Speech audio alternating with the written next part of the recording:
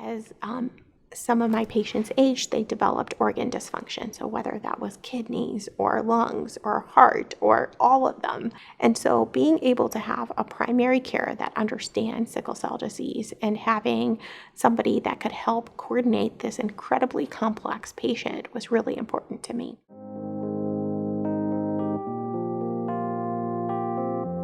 Sickle cell patients have a lot of life disruption because of their illness, and so that tends to mean that they miss a lot of visits. So it's hard to maintain a primary care relationship when they're in and out of the hospital.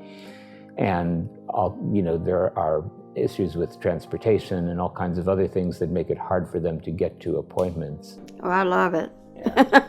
I really love it. It's made a difference because, I don't have to get up and get ready to go to the doctor. I can just get up and my doctor comes to me and then do everything that I need done. Then when I go to see Dr. Desai, then, they order whatever I need and they can do the blood work and everything. Waiting, sitting in the doctor's office, waiting to get calls in the doctor's office, waiting for the doctor, waiting for the nurse, waiting for the scheduler to schedule you to come back. And it's real time consuming when you're going to the facility and then when you're home. It's not like any doctor's appointment I've ever had before. It is sometimes like a therapy session. It's very helpful to have more time. So an office visit is typically 15 or 20 minutes, and that may not be enough time to hear the patient's story, really hear what their concerns are, address their questions, talk to them about their therapy, go through their medicines, deal with their chronic conditions and the various specialty appointments they may have had. Complex patients require more time and do better when you give them more time, and you can do that in the home visit setting much more easily than in the clinic. So we first started a pilot program where when patients were discharged, we actually went to their home and said, are there things that we could impact? We did. We found that on multiple visits, we found things that we could impact, whether that was their discharge medications, whether that was follow-up, whether that was making sure this appointment didn't fall through. These are patients who, a lot of them, have not had great experiences in the healthcare system. I hope that overall their experience here at OSU is good, but a lot of them carry histories where they've faced doctors who don't take them seriously, who don't treat them well, who don't treat them with respect, who just don't know how to take care of them. I don't even think they understand. How could they if they don't go through it? So, but they have no idea what it's like going through pain every day.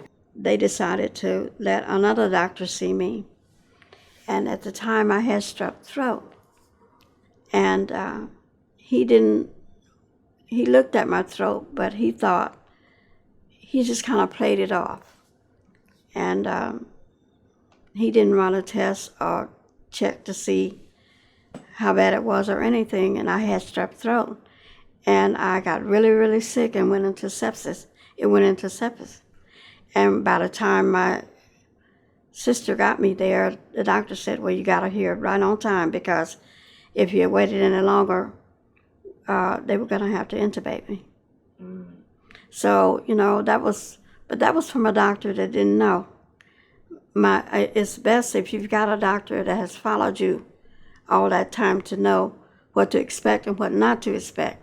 Now, my doctor would have picked up on that right away, but he didn't. And it was because he didn't know me. They're constantly, because of their experiences, kind of have their radar up about what's going to happen. And that's because of their past experiences, because of what other people around them have experienced. I kind of realized we represent a very small part of the population. And so to have extensive knowledge in this area is most likely not probable. And so I've gotten my practicum down, but at this point I've had my set doctors who know my situation, and I only mess with them.